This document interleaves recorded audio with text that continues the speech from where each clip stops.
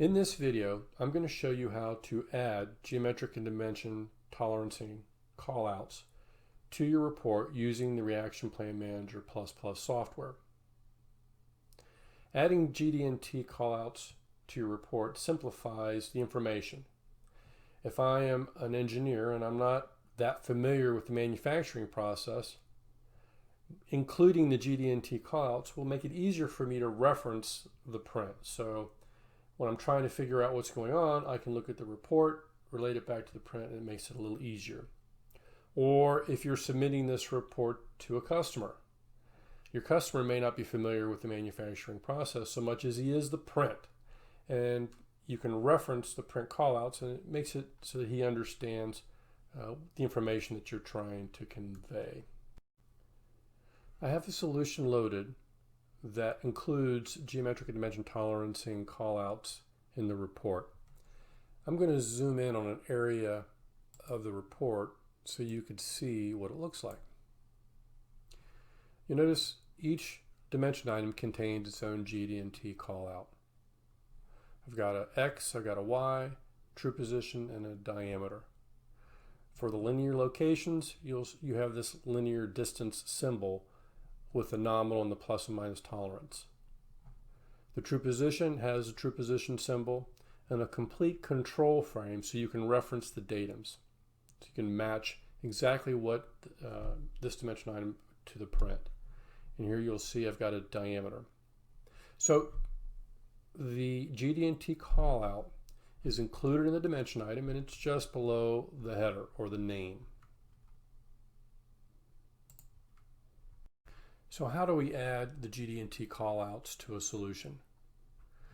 When I show users a new capability, I like to start from scratch. I like to start with a solution from scratch using a new set of data. Now, I'm going to use the training CMM to inspect a part, and I do not have a solution for this particular set of data. So when I inspect the part, you'll notice Reaction Plan Manager ran the Auto Solution Builder, and it built a solution for you. Now, the steps I'm going to take to actually build a solution, I'm going to assume you know some of these steps. If you don't, reference some of the other videos in the library to help to lead you through the process. So I'm going to go to the edit mode. And the first thing I'm going to do is set up my data collector so that I am going to filter the data by machine. So I'm going to go identify where the machine column is, click on the filter tab, click on the machine, one of the cells in the column. You'll notice it adds the name up here, machine. I'm going to give it a label. Click on the Add button. That adds the filter. Now I'm going to process the data. And this will sort through the data and figure out what solutions, I should say what reaction plans to add. You notice over here it added machine A. I'm going to go ahead and delete the the original reaction plan. I'll click on the Delete Reaction Plans button. I'll delete that one. And that cleans up our list of reaction plans on the left. Again, I'm assuming you understand how to do this stuff. If not, again, reference the library, and there's some videos that will show you how to do this. Now the next step is to clean up the dimension items. I'm going to use the Quick Dimension Edit to do that. I'm going to select all the dimension items. I'm going to get rid of the Process Reset button. And you'll notice there's a new tab in your dimension item. There's a GD&T Symbol tab. If I click on this tab, this is where you can actually build your GD&T callout. So I'm going to do that. So all my x's and all my y's, I know they're linear dimensions. So I'm going to sort on all my x's first. And I'm going to add a distance GD&T callout. Now when I click on this, you notice it gives me a list of the symbols. You just pick the symbol that you want. I'm going to click on distance, and you'll notice it put in a nominal and a plus and minus tolerance. The nominal and the plus and minus tolerance comes from the dimension item. It comes from the nominal and tolerance tab here. So these numbers aren't hard-coded. These are really like a variable. So if I looked at the 2x, it would be whatever the value is for the 2, whatever the value is for 3x, etc., etc. So that takes care of the GD&T callout for my x's. I'll do the same thing for my y's.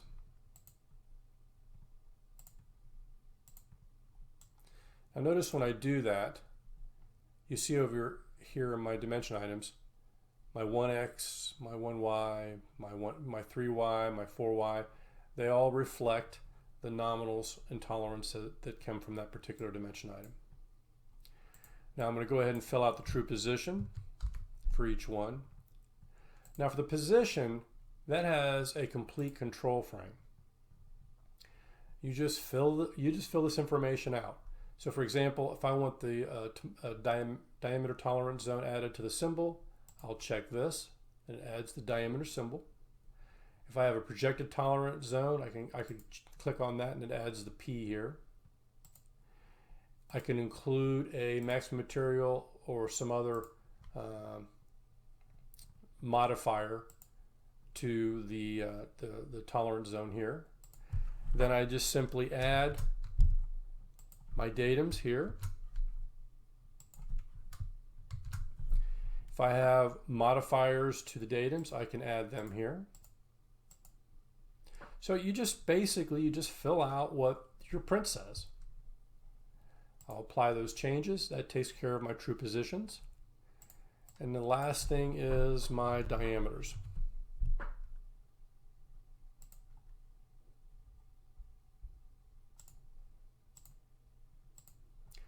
And now I've added my GD&T symbols. I've got a symbol for every single dimension item in this solution.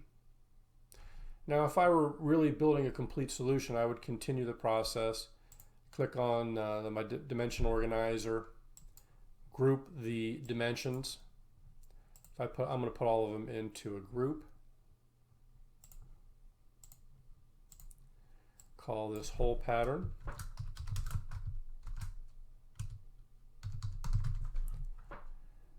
I'm going to go ahead and add my image.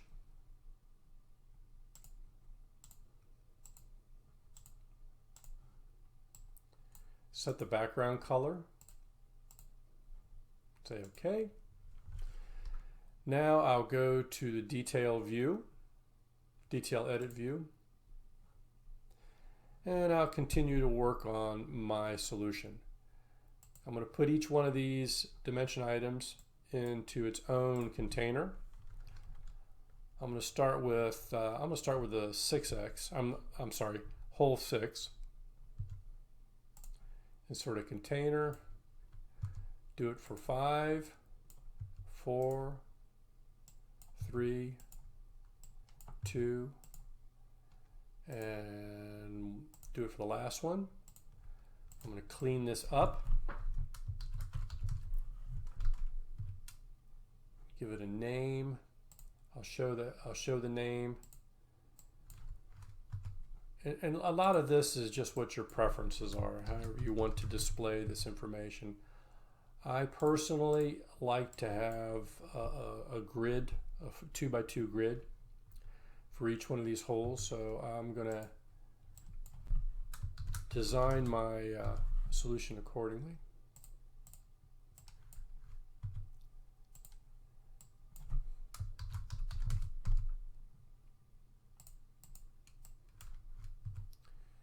Do this for hole 5.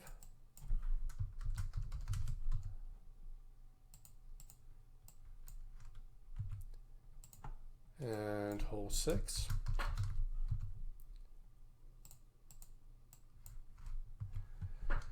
So that takes care of my containers. Now I am going to arrange the my group by a square. This is a huge time saver. With a click of a with a click of a button, I can rearrange the whole page so that it's equally distributed and it looks really nice. And now it's just a matter of finishing up the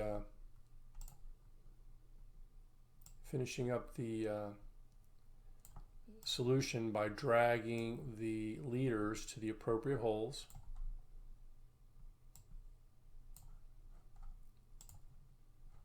And this one goes over here. And this one goes here. I'm really just making this up, but you get the idea.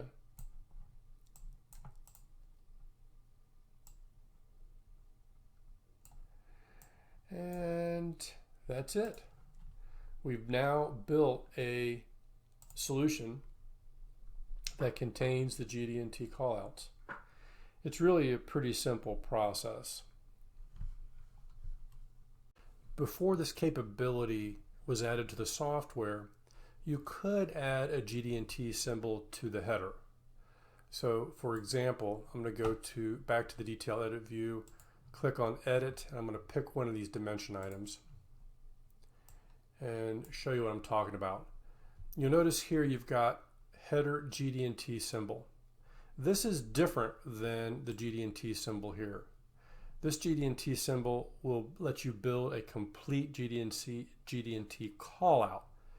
This simply puts the GD&T symbol in the header. So for example, in this case, if I wanted to, I could include the GD&T distance in the header. I'll go to the test dimension so you can see what it looks like. Now you've got the distance symbol in the header as well as a GD&T callout. To me, this is overkill. If you're going to include the GD&T symbol, you really don't need to include the GD&T symbol in the header. So I'm going to turn that off by choosing none for that. Go back to the test dimension and you'll see that it's gone. That same thing applies to your containers as well. If I look at one of these containers, hole 1 for example, I can include a GD&T symbol here. Again, I don't know if it really is helpful. I don't know. It depends on how you want to display the information. I guess it has some value if you're using the GD&T symbol in this case, but I don't know, whatever you prefer. Let's go back to the containers and set that to none.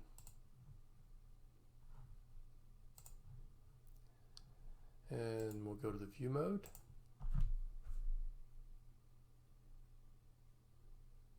Oops. And there you go.